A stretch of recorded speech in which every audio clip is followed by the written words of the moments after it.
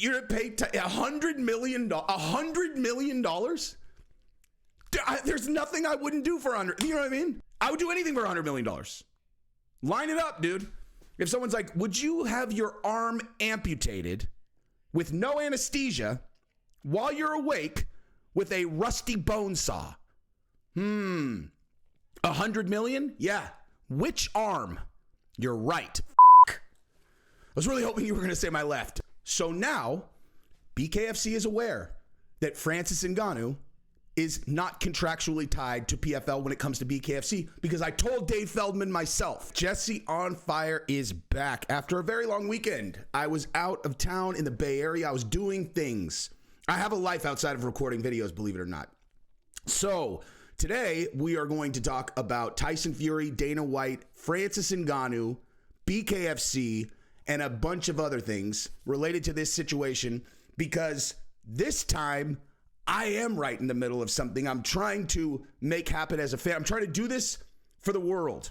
I'm trying to give a gift to the fight, combat sports community, and I'm going to tell you exactly what that is, because I'm going to try to, move pieces on the board the best way I can, and I'm just going to be totally upfront with you guys about how I'm doing it, because I really want this to happen, and I think that talking about it might actually encourage this to actually happen. So we're going to get right into it right now. We're going to start with the Dana White and Tyson Fury stuff, and then we're going to get to the other side of the equation, which, like I said, has to do with Francis Ngannou punching people in the face without a glove on. So let's jump right into it. I appreciate you guys continuing to watch the channel, even when I take a break and you're starving for content. There hasn't been much going on, obviously, but yeah, we're going into a Goldilocks zone for the UFC. There's like 4 months with an event on every single weekend. Very exciting. So subscribe to the channel if you haven't yet, and let's just handshake it. I'll give you content. You subscribe to the channel, click the subscribe button, and we're good. Anyway, let's rock. So here's the deal. I wanted to start actually with this clip that I watched on Weighing In, because I thought that they covered this really well. And it has to, this is like Dana White's statement about the Tyson Fury and John Jones thing. I'll tell you what I think is going on here as it relates to the reality of this fight potentially happening. People are discounting this like it couldn't happen, and I promise you that if you think that this can't happen, you are wrong, and I'll tell you exactly why. But I want to start here because we'll hear it from Dana's words, and then I thought both John and the Punk had a really good take here. I like Tyson Fury. I have a great relationship with Tyson Fury. So there's this debate right now about the baddest man on the planet, right? And John Jones is the baddest man on the planet. There's no doubt about it. So when you talk about... Hang on. The baddest man on the planet is not between John Jones and Tyson Fury. It is between John Jones and Francis Ngannou. Let's continue. Who the baddest man on the planet is. If two guys fought in a fight, who would win? And so I reiterate, Francis against John Jones are the two contestants. If you want to discuss another possible baddest man on the planet, it would be Tyson Fury, okay, in a boxing arena. And we all know that if John Jones boxed Tyson Fury wins. So I'm just going to pause this really quick before we even get into this. Like, I don't want to bury the lead. I know people watch for like a certain amount of time, and so I want to make sure that I get this point in while the people who have goldfish ADD are still watching. One of the main reasons Dana is doing this, if you are reading between the lines, and he is saying, you want to see who the baddest man on the planet is? Let's do Tyson Fury and John Jones. Okay? Who is not in that equation? Okay? Dana is one of the most brilliant marketers in the history of the world. Okay? Marketing is not just about selling, cans of soup, or getting people to buy your fights. It's about the entire global framing of things. If you're a global business, it's about the global impression of your brand, okay? And so you just had the baddest man on the planet, buck the system and leave your organization. And so the framing very easily Okay, if people are not susceptible to the spin that Jon Jones is, of course, the baddest man on the planet, when you took a light heavyweight, the greatest of all time, but you took a light heavyweight, had him fight an incredibly favorable matchup against a guy with no grappling, who tried to hire my jiu-jitsu coach to prep for this fight, to train him on his ground game, but he's in France. And by the way, my jiu-jitsu coach, who's Victor Hugo, who just won the 3rd consecutive IBJJF Ultra Heavy and Open Weight World Championship. Actually, I'm not sure which. Well, anyway, third in a row. He got double gold. He is the best fighter in a gi in the world. Although I heard Gordon Ryan thinks that his partner might be, and they might set up a super fight. And yeah, I don't know if Victor's back yet. Probably not. But he'll be training me later this week. So there's that. Just go win a world championship. Train Jesse on Fire later in the week. It's good stuff. Now, are you a person who waits to the last minute to get a Father's Day gift like me? And if you are, I am going to solve that for you today with the best Father's Day gift you could ever imagine. And that's coming from Ridge Wallet. Look at that thing, dude. All the big players have the Ridge Wallet. I pulled it out of my man purse. You should get on one of those also. So Ridge is making gifting easy with one of their biggest sales of the year for Father's Day. I have the carbon fiber one. Look at this thing.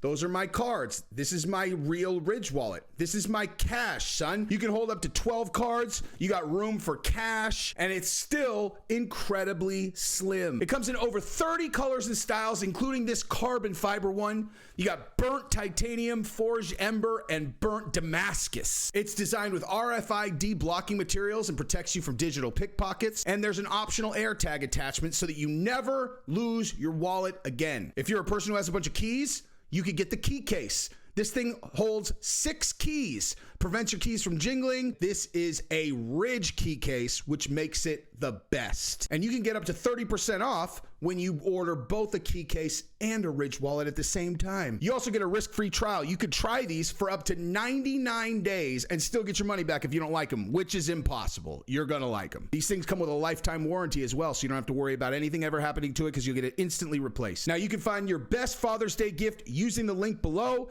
and right now you're gonna save up to 40% through June 15th.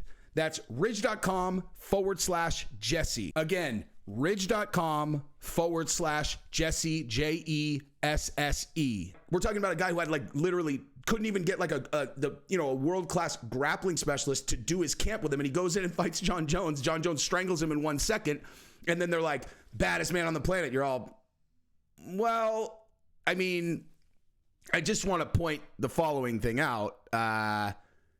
You didn't beat the baddest man on the planet. There's objectively no question who that was prior to whatever this is that's happening right now, okay? Francis decapitated every single person that he fought, and then he had one fight with Stipe where he got wrestle-fucked, okay, got exposed, his grappling was suspect. Then he had a mental breakdown when he fought Derek Lewis immediately, got his shit together, and then decapitated every single person, including the guy who wrestle-fucked him, okay? He's the baddest man on the planet. No question at the time. But now he left the system. You don't get, if there's a guy who might be the baddest man on the planet, he's outside your organization, then you need to very quickly change the narrative. So you give Jon Jones that matchup, you make him the heavyweight champion. Now he's the baddest man on the planet. And also what you need to do is, if we're talking about external people, if there are 2 guys who might be the baddest man on the planet, it's Jon Jones and Tyson Fury, right? Give the people 2 options. It ain't Francis, it's not Francis because Francis is outside the UFC, which means he can't be the baddest man on the planet in this regard. So it's this is very strategic, right?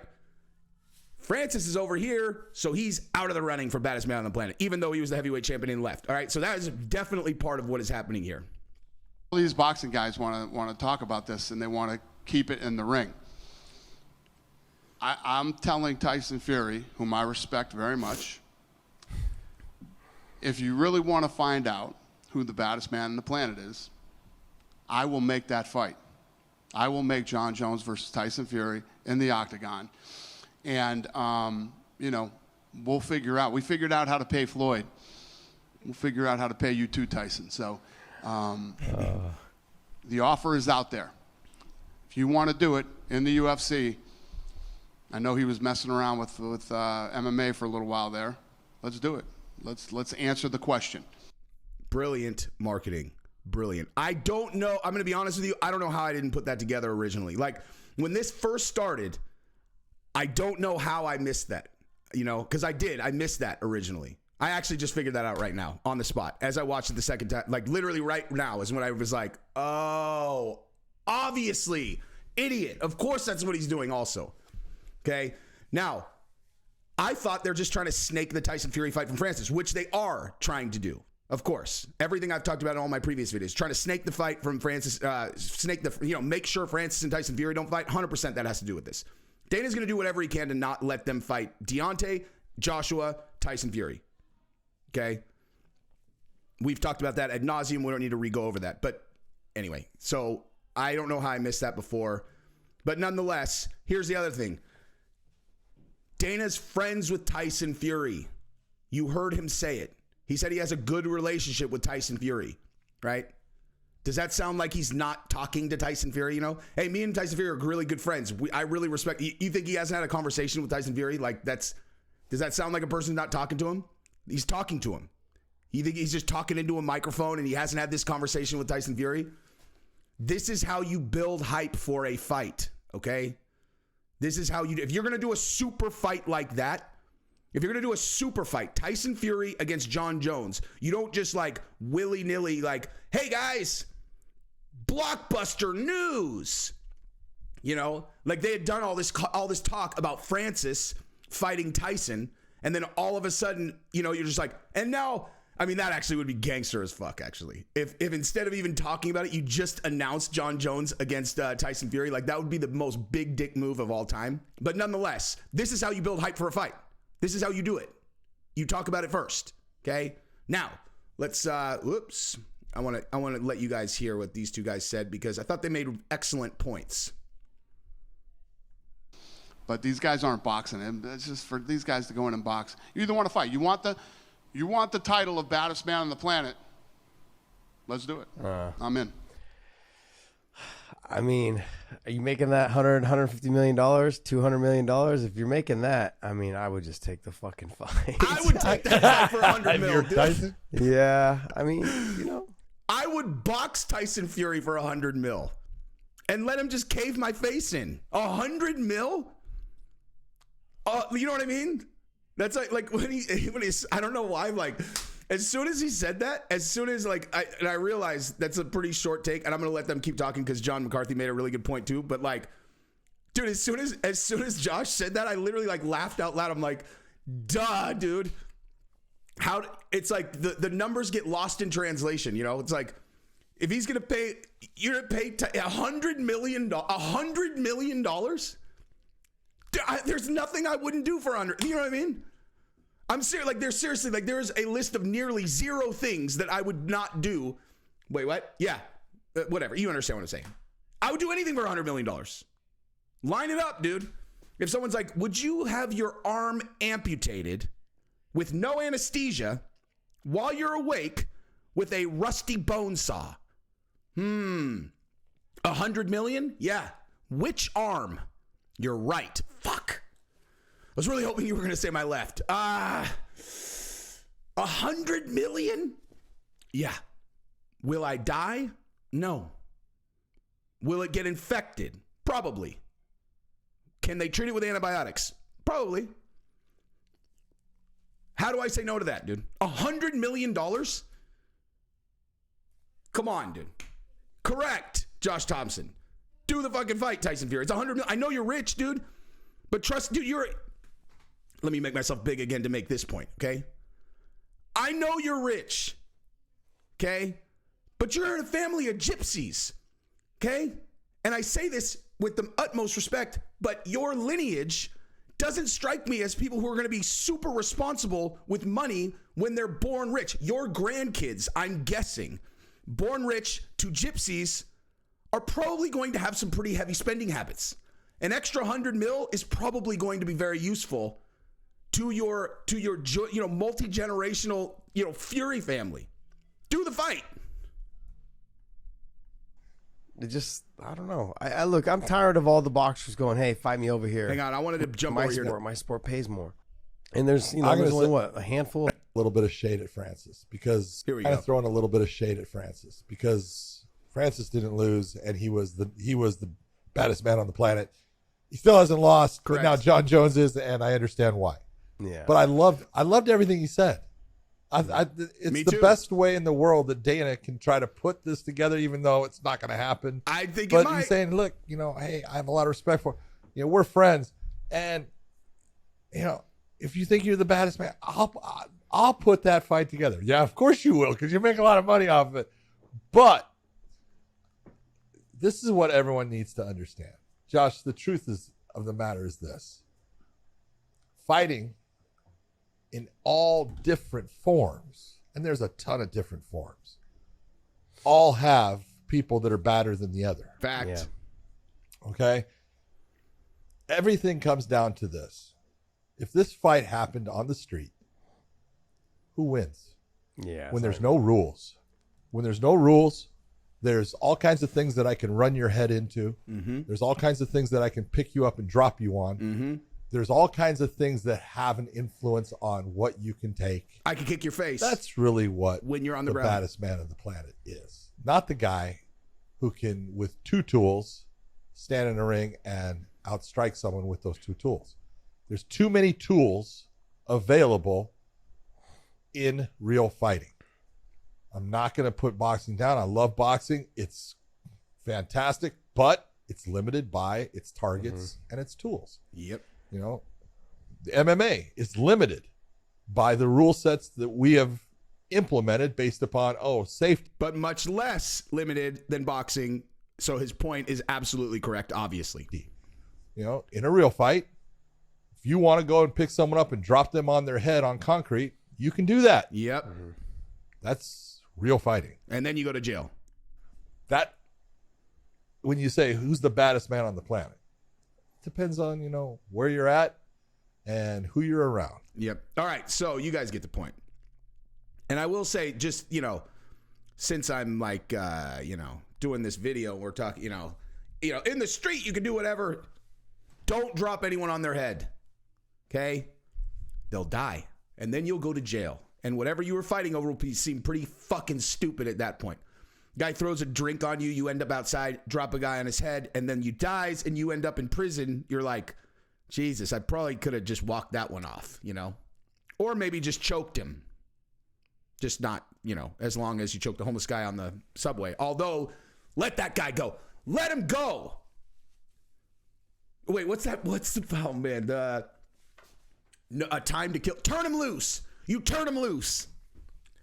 Best scene ever in a courtroom movie ever, right there. If you know, then you know. If you've never seen A Time to Kill, go watch it. And you remember that when your hair is standing on end. You turn him loose. It's fucking amazing. Anywho, so that's what it is. So I think that there's a very good chance, very good. It's not impossible. It's not impossible at all. It's not even close to impossible that fight happens. All right. So now that brings us to the second part of the video, which is about Francis and what I am personally trying to influence as best I can. Okay. And to be clear, I am not on Francis's team. I know Francis's team very well. I am not on Francis's team. I am on Bolo Osundairo's team. Bolo Osundairo, you may remember him from such fights as the fake Jussie Smollett fight. The two Nigerian brothers that actually did it. Well, one of them is the WBC Continental World Champion, undefeated, I think all knockouts except one. Good looking, sharp on the mic, hilarious, and a complete and total savage. Him I represent, okay?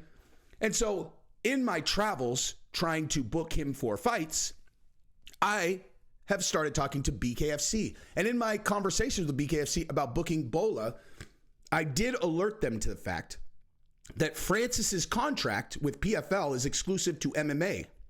And bare knuckle is not MMA. Bare knuckle is boxing. And if you remember, Francis has contractual ability to box, which means he has the ability and freedom to box in BKFC.